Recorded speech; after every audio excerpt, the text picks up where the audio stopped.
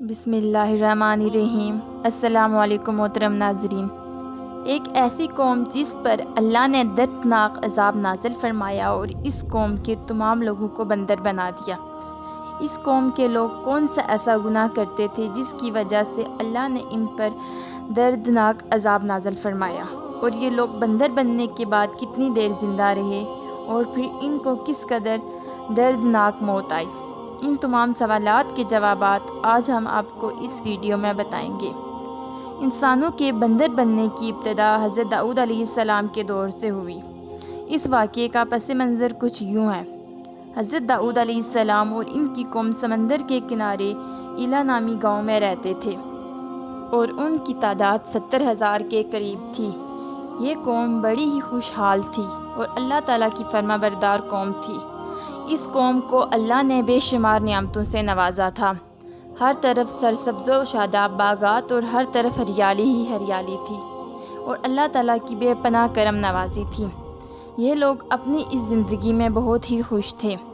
حضرت داؤد علیہ السلام کی قوم جو کہ سمندر کے کنارے رہتی تھی، تو اللہ تعالیٰ کا ان پر یہ خاص کرم تھا کہ سمندر کے اس کنارے پر بے پناہ مچھلیاں آتی تھیں، جن کا یہ لوگ کاروبار کرتے تھے اور بہت ہی خوشحالی والی زندگی گزارتے تھے۔ جب یہ قوم اللہ تعالیٰ کی نعمتوں کی وجہ سے خوشحال ہو گئی تو اللہ تعالیٰ کی نافرمانی پر اتر آئی اور طرح طرح کے گناہوں میں مبتلا ہو گئی۔ پھر ایک دن اللہ تعالیٰ نے ان لوگوں کا امتحان لینے کا ارادہ کیا اور حضرت داؤد علیہ السلام کو وحی بھیجی کہ اپنی قوم سے کہہ دیں کہ وہ ہفتے والے دن مچھلی کا شکار کرنا بند کر دیں، اور اس طرح اللہ تعالیٰ نے حضرت داؤد علیہ السلام کی قوم پر ہفتے والے دن مچھلیوں کا شکار حرام قرار دے دیا، اور پھر یہاں سے اس قوم کی بربادی شروع ہو گئی۔ حضرت داؤد علیہ السلام نے اپنی قوم کو بتایا کہ اللہ تعالیٰ نے مچھلیوں کے شکار کو حرام قرار دے دیا ہے، تو وہ لوگ بہت ہی زیادہ پریشان ہو گئی اور ساری قوم سر جوڑ کر بیٹھ گئی، کیونکہ ہفتے کا دن ہی وہ دن تھا جس دن مچھلیاں وافر مقدار میں آتی تھیں اور خود بخود کنارے پر آ جاتی تھی، اور باقی دن ایسے تھے کہ بہت کم اور نہ ہونے کے برابر مچھلیاں پکڑی جاتی تھیں۔ اس قوم کا گزر بسر چونکہ مچھلیوں کے شکار پر تھا، اس وجہ سے اللہ تعالیٰ کا یہ حکم سن کر یہ قوم پریشان ہو گئی۔ یہ نہیں جانتے تھے کہ اللہ تعالیٰ کی طرف سے یہ ایک آزمائش ہے۔ پھر ایک دن شیطان نے ان کو وسوسہ ڈالا کہ سمندر سے نالیاں نکال کر خشکی میں بڑے بڑے حوض بنا لیے جائیں۔ جب ہفتے والے دن مچھلیاں آئیں گی تو وہ نالیوں سے ہو کر ان بڑے بڑے حوضوں میں آ جائیں گی، اور اس طرح پھر ان نالیوں کا منہ بند کر دیا جائے، اور پھر اگلے دن یعنی اتوار والے دن ان کو پکڑ لیا جائے۔ شیطان نے اس قوم کے لوگوں کو ورگلایا کہ اس طرح ہم ہفتے والے دن شکار سے بھی بچ جائیں گے اور مچھلیاں بھی ہاتھ آ جائیں گی اور وہ پکڑی بھی جائیں گی۔ بہت سے لوگوں کو یہ طریقہ اچھا لگا اور انہوں نے ایسا کرنا شروع کر دیا، اور سمندر سے چھوٹی چھوٹی نالیاں نکال کر بڑے بڑے حوضوں میں ڈال دی، جس کے ذریعے وافر مقدار میں مچھلیاں ان حوضوں میں داخل ہو جاتی۔ اس قوم کے بدبخت لوگوں کو شیطان کا یہ حیلہ بہت پسند آیا، لیکن اس قوم نے یہ نہ سوچا کہ جب مچھلیاں سمندر سے حوض میں آ کر قید ہو گئی تو پھر مچھلیوں کا شکار ہی ہو گیا۔ اس لیے یہ شکار بھی ہفتے والے دن ہی قرار پایا جو اللہ تعالیٰ نے حرام قرار دیا تھا۔ اس موقع پر یہودیوں کے 3 گروہ ہو گئے۔ کچھ لوگ ایسے تھے جو شکار کے اس شیطانی حیلے سے منع کرتے تھے اور ناراض و بیزار ہو کر شکار سے باز رہے، اور کچھ لوگ اس کام کو دل سے برا جان کر خاموش رہے، لیکن انہوں نے شکار نہ کیا اور دوسروں کو منع بھی نہ کرتے تھے، بلکہ یہ لوگ منع کرنے والوں سے یہ کہتے تھے کہ تم لوگ ایسی قوم کو نصیحت کرتے ہو جن کو اللہ تعالیٰ عنقریب ہلاک کرنے والا ہے اور ان پر اپنا دردناک عذاب نازل فرمانے والا ہے۔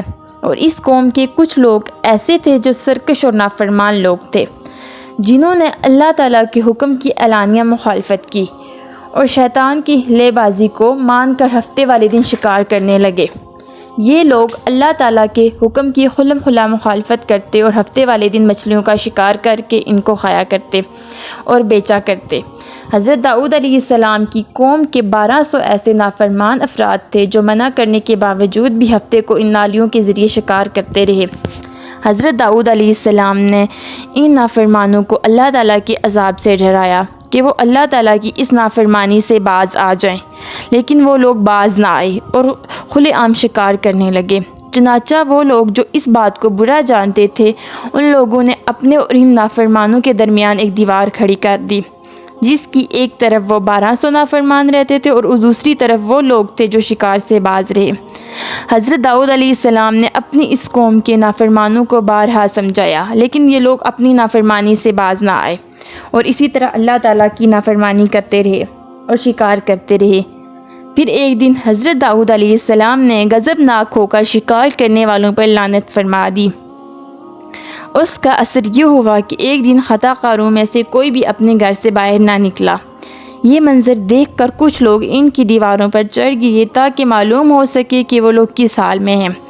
جب ان لوگوں نے ان نافرمانوں کو دیکھا تو وہ سب کے سب بندر کی صورت میں مسخ ہو چکے تھے۔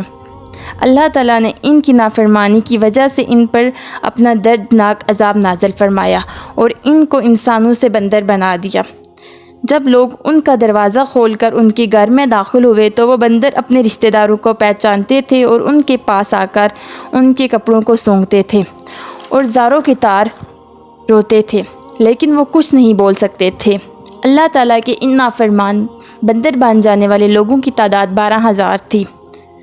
ان 12,000 لوگوں نے اللہ تعالیٰ کی نافرمانی کی اور اللہ تعالیٰ نے ان کو بندر بنا دیا، جس طرح کہ اللہ تعالیٰ سورہ بقرہ میں ارشاد فرماتا ہے، اور بے شک ضرور تمہیں معلوم ہے تم میں کہ وہ جنہوں نے ہفتے میں سرکشی کی تو ہم نے ان سے فرمایا کہ ہو جاؤ بندر دھتکارے ہوئے۔ اس طرح داؤد علیہ السلام کی قوم کے 12,000 نافرمان بندر بن گئے۔ یہ لوگ 3 دن تک زندہ رہے اور اسی دوران یہ کچھ نہ کھا سکتے تھے اور نہ ہی پی سکتے تھے، بلکہ یوں ہی بھوکے پیاسے ہلاک ہو گئے اور 3 دن کے اندر سب کے سب مارے گئے۔